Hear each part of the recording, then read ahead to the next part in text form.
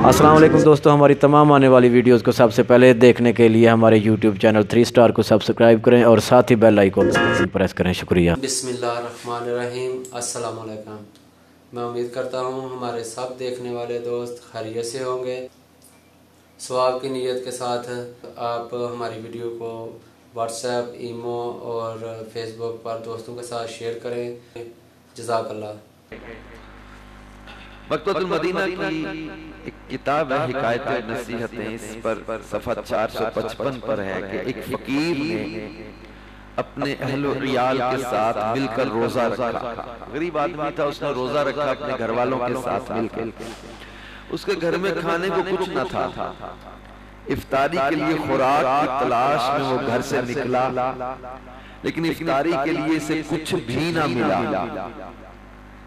फिर वो सुनार के बाजार में, सुनारों का बाजार में दाखिल हुआ। उसने देखा कि एक आदमी अपनी दुकान में कीमती चमड़े के टुकड़े बिछाकर उन पर सोने चांदी के ढेर उलट रहा है।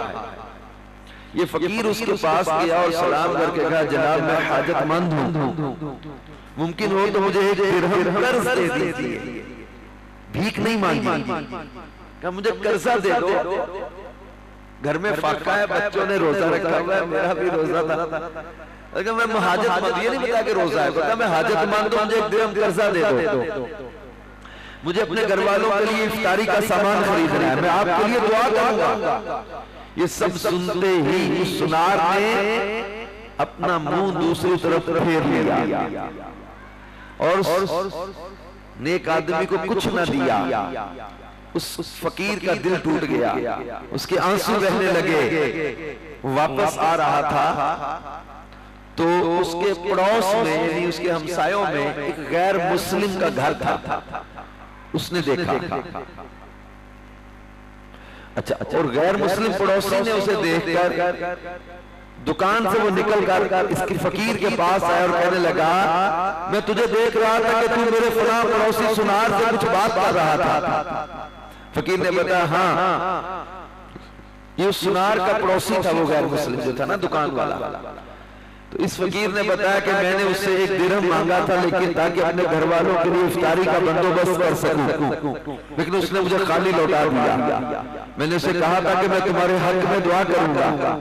ये सुनकर गैर मुस्लिम ने फकीर को 10 दिरहम दिए और कहा अपने घर वालों पर खर्च करो। फकीर वहां से रवाना हुआ तो बड़ा खुश था। जब रात हुई तो उस मुसलमान सुनार ने ख्वाब देखा कि क़यामत कायम हो चुकी है। प्यास और मुसाइब शिद्दत इख्तियार कर चुके, बड़ी प्यास और मुसीबतें, क़यामत। फिर उसने अचानक एक सफेद मोतियों का महल देखा जिसके दरवाजे याकूत के थे। उस सुनार ने सर उठाकर कहा, ऐ इस महल के मालिक, मुझे थोड़ा सा पानी पिला दे। तो उसे एक आवाज सुनाई दी, कल शाम तक ये महल तेरा था, लेकिन जब तूने फकीर का दिल तोड़ा और उसे कुछ न दिया तो इस महल से तेरा नाम मिटाकर तेरे गैर मुस्लिम पड़ोसी का नाम लिख दिया गया है, जिसने उस फकीर की हाजत पूरी की और उसको 10 दिरहम दिए। चुनाचे बेदार होने के बाद जब सो के जब उठा ना वो सुनार, तो घबराते हुए उस अपने गैर मुस्लिम पड़ोसी के पास आया और कहने लगा, तुम मेरे पड़ोसी हो, मेरा तुम पर हक है और मुझे तुमसे एक जरूरी काम है। गैर मुस्लिम पड़ोसी ने पूछा, बताओ क्या हाजत है? उसने कहा, अभी सुनार ने कहा, कल शाम जो तुमने 10 दिरहम उस नेक आदमी को दिए थे, वो जो नेकी है ना, मुझे दे दो, 100 दिरहम ले लो। तुमने 10 दिए ना उसको, 100 दिरहम मुझसे ले लो, वो 10 मेरी तरफ से कर दो।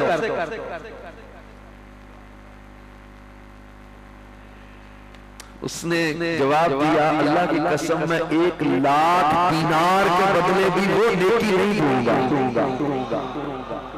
बल्कि अब वो पड़ोसी कहने लगा, बल्कि अगर आपने उस महल के दरवाजे में भी दाखिल होने की कोशिश की जो आपने कल रात ख्वाब में देखा था, तो मैं उस दरवाजे की भी इजाजत नहीं दूंगा।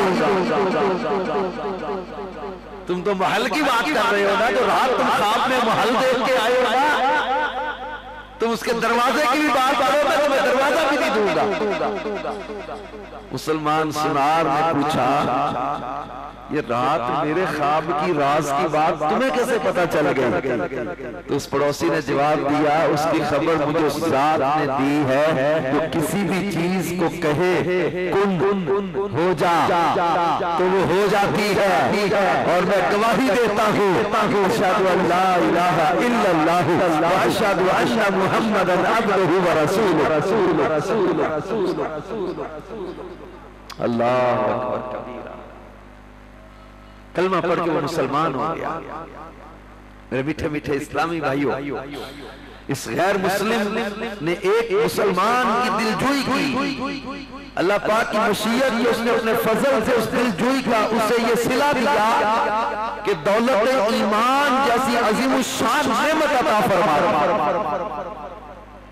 अब गौर करें कि जब किसी की दिलजोई करना इतनी बड़ी नेकी है,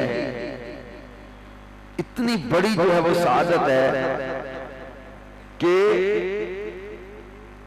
अजीमुशान नेमत जो ईमान है वो किसी को इसके बदले में नसीब हो सकती है।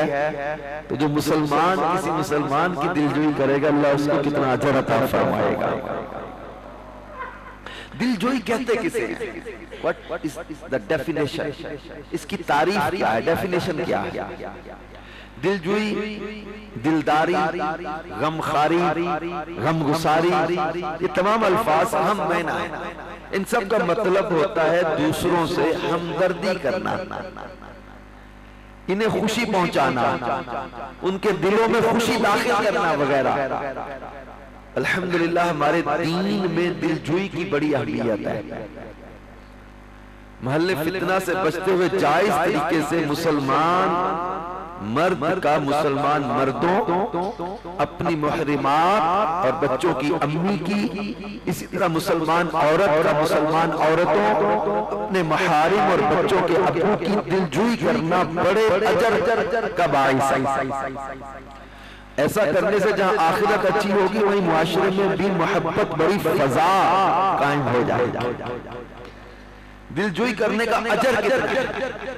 हमारे करीम आका मदनी मुस्तफा सल्लल्लाहु अलैहि वसल्लम, वो जिनके बारे में आला हजरत कहते हैं, जिसकी तस्की से रोते हुए हंस पड़े, उस तबस्सुम की आदत पे लाखों सलाम। क्योंकि वो महबूब तो महबूब है। वो किसी शायर ने कहा था, दुख दर्द के मारों को हम याद नहीं रहते, जब सामने आंखों के गमखार नजर आ।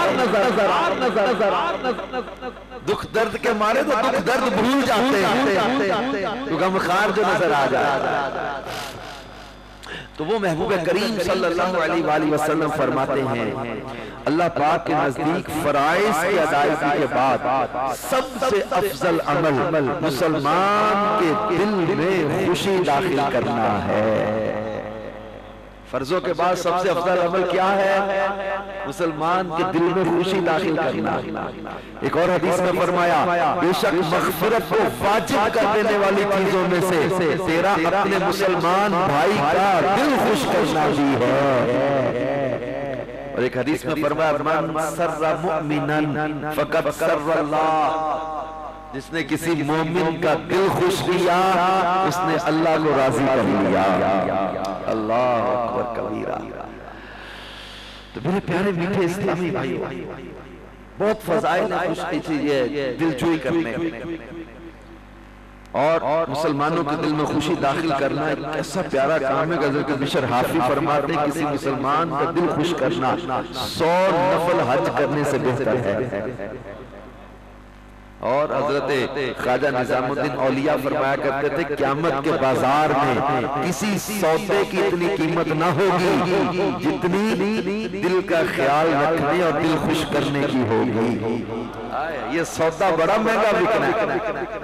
ख्वाजा निजामुद्दीन औलिया फरमाते ये सौदा कौन सा, किसी का दिल खुश करने वाला, किसी के दिल का ख्याल रखने वाला, ये सौदा तो इसकी जितनी कीमत क़यामत के बाजार में सौदे की होगी ना, किसी सौदे की इतनी कीमत नहीं होगी। तो दिलजोई के बड़े फजाइल हैं, बड़े फवाइद हैं, और हमारे बुजुर्गों का अंदाज क्या होता है।